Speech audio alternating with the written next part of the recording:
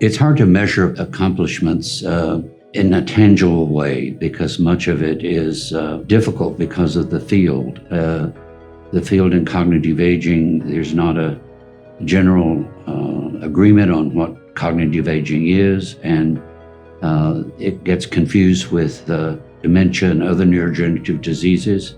Aside from the accomplishments in funding for research and establishing institutions to support cognitive aging, has really been to develop a conversation about cognitive aging and what cognitive aging is, and to try to differentiate it, to establish its own presence in spite of other neurodegenerative diseases. Cognitive health permits us to live independently and to be able to age successfully. It does not place us to be dependent on our children, dependent on society, dependent upon others to be able to live independently and to be responsible for our own health and decisions. When we think of how we take care of the elderly, we don't do it very well. We either park them in nursing homes or in locations where they don't have access to care.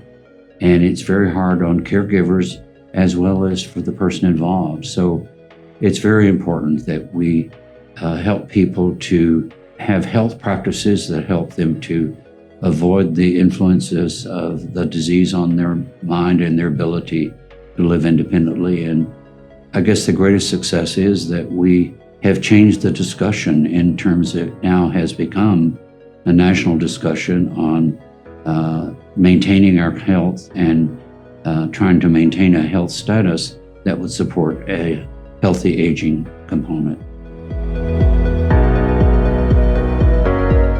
Hopefully the research, which we've already done and which we also were able to prove through a national study that was done in 2015, that just changing some lifestyle and some health risk and to maintain a healthy body, because a healthy heart also produces a healthy mind. And it's those other organ systems that also influence our health. And most of those we have ability to change and to do a better job at maintaining our health.